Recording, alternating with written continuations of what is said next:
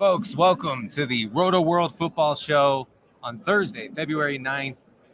I'm Denny Carter, joined, as always, by Lawrence Jackson. We are here at the Super Bowl, at Super Bowl 57 in Phoenix, Arizona, and we are now 3 days away from kickoff. It seems like forever, but eventually it will come. This is how time works, folks, and eventually Sunday will happen. We're hoping sooner rather than later. Lawrence, how are you today? I'm good, man. Can't complain, man. Just another day, another dollar here at Radio Row. It's getting more, more busy, more jam-packed, more, football players and media personnel filling up the spot with each day.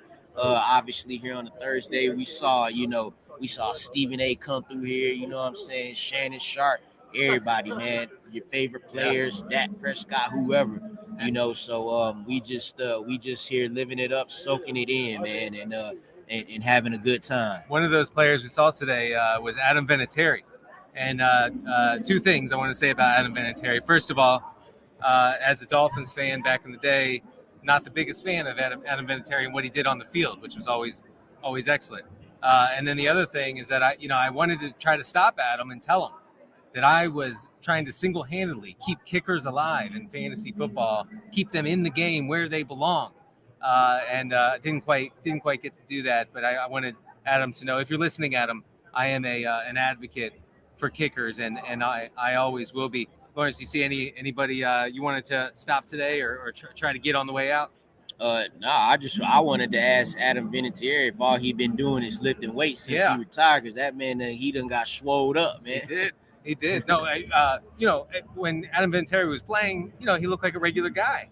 He doesn't look like a regular guy anymore. I'm telling you, he's jacked. Like I don't know how old he is. Probably in his late 40s. Hit you with that clothesline. That what it look like. I don't know why he's not playing. This is what I'm saying.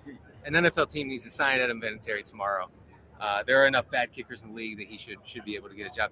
Well, folks, we have a great show for you on tap. We have Ryan Leaf. He's about to jump in and speak with us. We're also going to talk some NFL news, including the Cowboys backfield situation, Zeke's contract, the franchise tag for Tony Pollard, and we're going to finally reveal, and I know you guys have been waiting for weeks now, we're going to reveal our final Super Bowl 57 predictions. So we'll start the show off here with Ryan Leaf, host of The Straight Line with Ryan Leaf on Sirius XM. Of course, a former NFL quarterback. Ryan. There we go. What's good, man? What's good? What's up? Thank you for joining us. You bet, man. How we doing? Can't complain, man. It's an honor to meet you. Appreciate you coming on, man. And we got, we got the Super Bowl, or everybody's excited about the game. The two players we expect to do the most for their teams, obviously the quarterbacks here, Patrick Mahomes and Jalen Hurts. So being that you're representing PointsBet now, talk about some of the quarterback props you like in this game. Well, I went with Mahomes and his over 36.5 in the AFC Championship. I think a lot of people kind of maybe, steered away from it, not knowing if he'd be able to play the whole game. Right. But I knew there was nothing going to keep him out of that football game. And I don't expect anything to now. Andy Reid will throw the football whether they're up or down. He just does. He'll throw little screen passes and extensions of the running game. So the number went up a little bit. It went up to 39.5. I still like it. I think he's probably in the 40s in terms of attempts, because I do think they're going to have to chase some points, because I think Philly's going to be able to score with them. So I like that for Patrick Mahomes. And on the other side of that coin for Jalen Hurts, I think he's got a chance to rush the ball quite a bit. He carried it 11 times in the NFC Championship, and they didn't ask him to do hardly anything running the football. A few plays here or there. So I think he goes over his 10.5 rush attempts in this ball game. So those are two of the kind of main props on the quarterback side I like. Yeah, another thing about the attempts prop for Patrick Mahomes is that the Eagles' run defense has improved greatly over the second half of the season. We talked about that on last week's show. So I don't know if there's any incentive for the Chiefs to try to get sneaky and run the ball. I think the over is the right call there. They'll do the obligatory, run it here or there, just so Andy Reid says he ran it a few times, But they have a really good passing game in which they just get the ball out quick, and they're going to have to with this defensive line. That means little screens to Sky Moore and finding both his running backs, coming out of the backfield, whether that's Pacheco or McKinnon. Both those guys are probably going to get an opportunity to catch some passes. So I expect his attempts to be up there. We saw a report today that said Kadarius Toney was, quote, running around like crazy at the Chiefs practice. He was limited officially, but we talked about his prop being 23.5 receiving yards. Is there any chance, and we're big Toney fans, so we're hoping the answer is yes. Is there any chance that they kind of unleash him and really use him fully here in this game? I suspect there's going to be a package for him. There always is. Andy Reid has a package for him because he's such a great athlete and pretty multiple in what he does. Unfortunately, though, it really hasn't mattered this year. Even if they've done some things for him to catch the football, he's never really been able to get explosive yards, though. But what I think they will do, and this could be where the rushing yards come from, is using him in the reverse game or sweep game and things like that. That's where they may get their rushing yards, and allow this defense that's incredibly fast to over pursue and let the speedster Toney come around the side and pick up plays. So I'd like to see him have big. I don't know if the passing yards. I think the passing yards are predominantly going to go to Juju Smith-Schuster, Kelsey, and MVS. That's interesting because Juju, it's been a while since he's been able to get going. A couple of bad games statistically, but as you know, none of that actually matters when you're in the one game. Just the one game matters. So he's definitely gonna play more snaps than Kadarius Toney.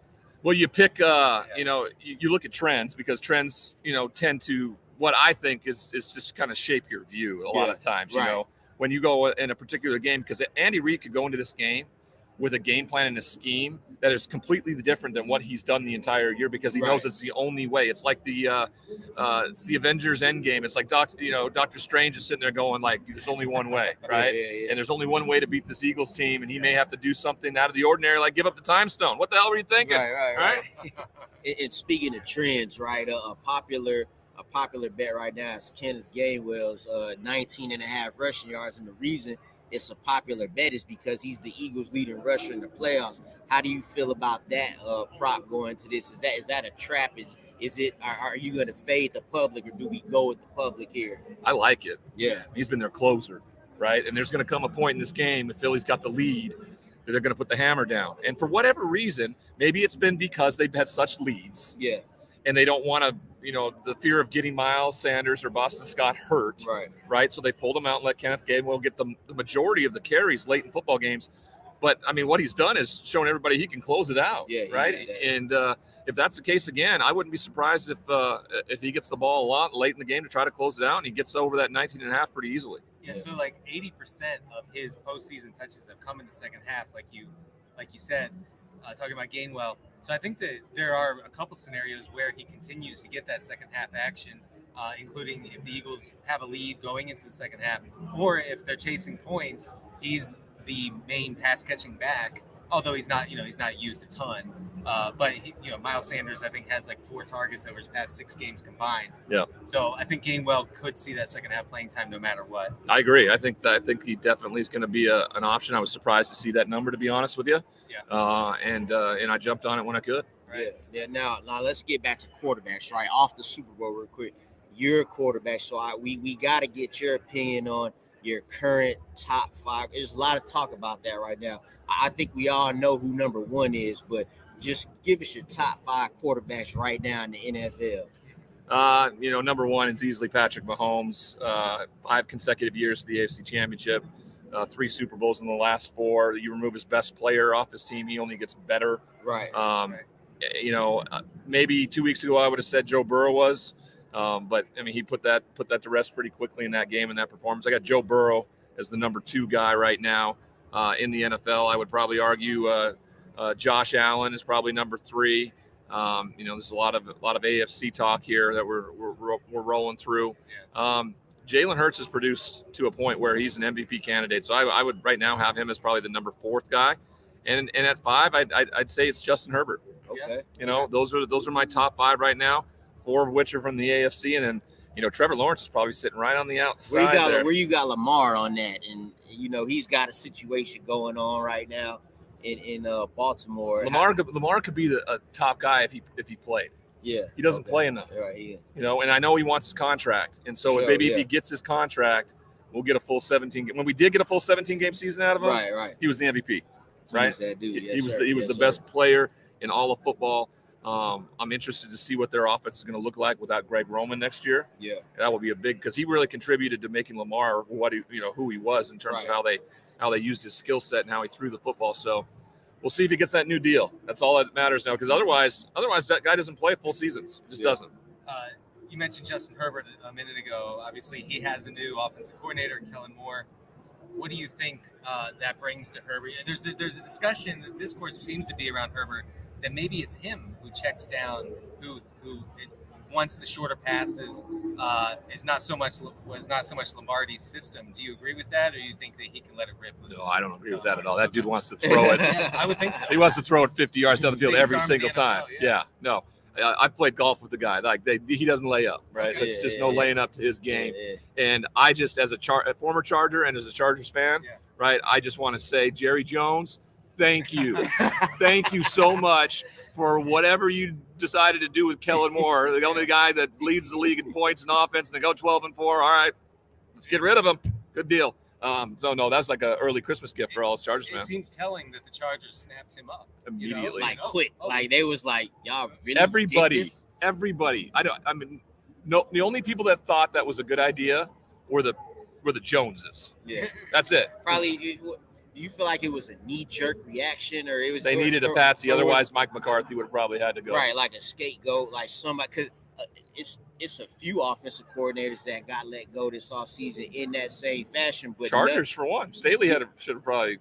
Right. Yeah. Right. So it's like none other more than Kellen Moore. And as you see, like he got scooped up quick. You pair him with Justin Herbert, and it could be another step up for him. I was the two guys I was looking at really closely for offensive coordinators for some of these good quarterbacks, great quarterbacks. I was really looking at Cliff Kingsbury and Kellen Moore if they were let go. And Kellen Moore, of course, he just wants to go and coach. And Kingsbury's like, I'm just going to hang with my IG model and Bali, and I'm cool. Out there. I'm out. I don't know if he's coming back. I wouldn't come back. He might be chilling. Man. I wouldn't come back. He's chilling for a little bit. So to get you out of here, last question at the end of the day. So you got both Jalen Hurts and Patrick Mahomes in your top 5. You speak glowingly about both of them. Who you got winning this Super Bowl? Give us a score too. Well, every ounce of me sees the Eagles as the better team. Like the scales are firmly in the favor of Philadelphia. And then I put number 15 on that other scale, and he balances it out. And so the closer we've gotten to the game, the one stat I've stuck with was number 1 pass offense versus number 1 pass defense in Super Bowls. The defenses have destroyed the offenses. Yep. Is Patrick different? Does he make it different with Andy Reid? I think he does. I think this game probably goes down to the wire, and maybe the team that has the ball last wins. I'm hoping it's the Eagles, because I have the Eagles minus the 1.5 to win by a field goal. All right. There you go. All right. Brian Leaf, thank you for coming on the Rotoworld Football Show. Good luck with your show. Everybody needs to listen to this Straight Line with Ryan Leaf on Sirius XM. Thank you again. Yes, sir. You bet, guys. Thanks for having me. Appreciate it, man. All right, folks. We are going to shift gears here and give our final Super Bowl takes. But first, we're going to get into a little bit of news, because guess what? It's February, but there's still news. And you can still check that out at NBCSportsEdge.com, powered, of course, by Rotoworld. We had some news yesterday on the Dallas backfield. We have Ezekiel Elliott likely to restructure his contract this offseason with the Cowboys, and the Cowboys seemingly likely to use the franchise tag to keep Tony Pollard, who is a free agent this offseason. Now, my initial take, Lawrence, is that this means nothing will change. I hate to. I was trying to come up with cook up a scenario where, this means, it sounded fun for a little bit. Yes, since they're cutting Zeke's money and they're keeping Pollard and everything, so it's going to be Pollard's show. I just don't think so. I think Zeke is still going to get a lot of high value touches, and what by that I mean especially short yardage and possibly all the goal line touches in the Dallas backfield. Pollard, of course, will remain explosive, will remain the far superior pass catching back, and that's cool, and I think that works. But I think that the restructuring and the franchise tag, I think that could inflate Tony Pollard's ADP to a point where I could not take him. I don't know about you. It just would be. It's like if you know what you like. if they told you you'd get what you got this year, we'd all draft them. First off, Jerry Jones loves Zeke like that's his own born child. You know what I'm saying? And that's why. And I think even though after the season we speculated about, could Zeke leave? Could they sign Pollard? Could Pollard leave? But I think deep down inside, we all knew this was going to be the situation. Because, in fact, I feel, and I'm sure Zeke, he knows he's probably better and more valuable to the Dallas Cowboys than elsewhere. He'll still get you the third and shorts, the goal to goes. He's definitely still good for that, still falling forward, and he will continue to get those. He will continue to get those touchdowns, and like you say, Pollard will still continue to be that explosive back, and it'll pretty much be a tandem. We could probably see a shift in the touches just a smidget, but maybe both of them will be involved, man. Yeah, and also I just want to get out ahead of this. I don't want to hear takes about Zeke's being undervalued. I'm taking Zeke everywhere. He doesn't give you anything. He does not give you besides touchdowns, and that works. But he's touchdown or bust, and that's the issue. Point, so he's going to stick around, which means Tony Pollard, once again in 2023, will not be freed, unfortunately, for fantasy managers who want nothing more. All right, Lawrence, we are going to close out the show with some final Super Bowl talk. Before we get into our picks and our final thoughts here, I wanted to mention something from Rich Rebar, who works, of course, great analyst for Sharp Football Analysis. He had this in his column, in his Super Bowl column for this week. Since week 14, the Chiefs have allowed 4.6 yards per play, which is second best in the NFL. This is stemmed from their performance against the pass, since teams have been pressed to throw so much against them. I looked up a little bit to sort of support what Rich was seeing here. And since week 14, the KC defense has allowed the 9th lowest expected points added per play overall. Okay, top 10 defense. Only 4 teams, which actually includes the Eagles, have given up a lower drop back EPA than the Chiefs since week 14. That's all a very nerdy way to say that the Chiefs defense has been way better than I think that we think about them. And I'm wondering if you think that could pose an issue for Jalen Hurts here. Well, yeah, it's gonna, but I look at the 50.5 over under here, and that tells you that there's gonna be some points scored. What we don't expect is most of those to be scored by one team. So it's really a situation where something has got to give. You know what I'm saying? Kansas City defense played exceptional in the AFC Championship, forcing 2 turnovers from Joe Burrow, sacked them a few times there. So, like you said, they are playing better than what we actually think. It's just kind of a stigma that we think, their defense isn't that good. They're going to come ready to play. But at the same time, Nick Sirianni's going to have his offense prepared. So I don't expect either offense to get shut down. No, I think it could be easily a back and forth affair. I was just surprised at how well the Chiefs have fared on defense.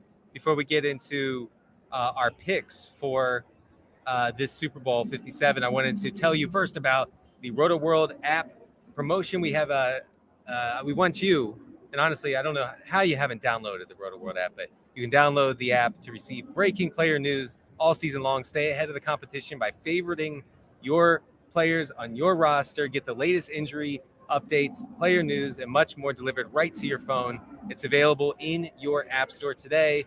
I also wanted to remind you that every season is draft season, so you can get your Rotoworld Draft Guide bundle today and dominate your football, baseball, and basketball drafts. It's packed with profiles, rankings, projections, all of which we do, of course, on the football side. Order today and get all 3 Rotoworld draft guides for the price of 2, plus use promo code BUNDLE5 and save an extra $5 at checkout. Again, you would be losing money not to take this deal, folks. So please check that out. Check out the guide. I know you baseball weirdos are in full swing right now. You all get very excited in February because pitchers and catchers report And y'all got that. Y'all got that. And we'll hold it down for the football. Y'all got that. You're still 60 days away from real baseball, but it doesn't matter. You're very excited, and we respect that. All right, Lawrence, we're going to get into kind of our final thoughts here on who will win the Super Bowl. Who do you have, and what do you think the score would be? Yeah, so when it comes down to it, man, I think this is a true clash of the Titans, the two best teams in the league, both 14-3 regular season, both number one seeds. You see it in the spread, -1. I'm going to go Eagles 27-24 to go on the over. So give me the Eagles 27-24. So I'm going to go over 2, and I'll tell you my score in just a moment. But I wanted to mention one more stat here about sort of the known unknowns, okay? Which is a phrase that Pat Daugherty and I use way too much, but I'm going to continue to use it here. And one of those known unknowns is how do the Eagles, and specifically Jalen Hurts, play when trailing, when chasing points. The Eagles have been such a dominant team that they've kind of rolled over players, opposing teams, and Jalen Hurts has been largely kind of shut down in the second half, both as a rusher and a passer, which for fantasy purposes has kind of stunk. Like we haven't got to see him really cook for 4 quarters. I'm hoping we get to see that this week, but this stat kind of illustrates what I'm talking about. Jalen Hurts has attempted just 22 passes all season while trailing in the second half. Now, is that a credit to how good the Eagles are? Yeah, of course. I mean, that just means that the Eagles are just running roughshod over everybody they play, like we saw against the Giants in the postseason and then against the 49ers. Is that going to happen here? I just can't see a scenario in which the Eagles get out to that big lead and can kind of shut down Jalen Hurts like we've seen. So well, he's gonna have to play. Yeah. So we might finally get 4 quarters of Jalen Hurts, which would be quite the thing if you're playing showdown lineups of the Super Bowl. 4 quarters of Hurts in the captain spot sounds pretty nice to me. I will say I'm going with the Chiefs. Take no pleasure in it, but I am going to go 31-20. 31-20. I'm rooting for both these guys. For me, it's gonna suck to see one of these quarterbacks lose. So yeah, that's it. But you could 41-40. No. What? 31-20. Oh, okay. 31-20. So just over. We're going just over, and I do think that the Kansas City defense being healthy, being a strong defense since for the past 6 weeks really, I think that does change the calculus a little bit. So those are our final picks. So I have the Chiefs.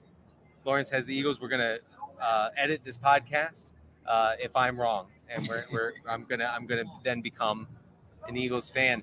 I want to thank Lawrence, of course, for joining me throughout the week on the Rotoworld Football Show, doing our social media bits. I know, Lawrence, we filmed one where I threw a touchdown pass to Lawrence. Can you take us through that route where you? No, I'm not going to do that at all, actually.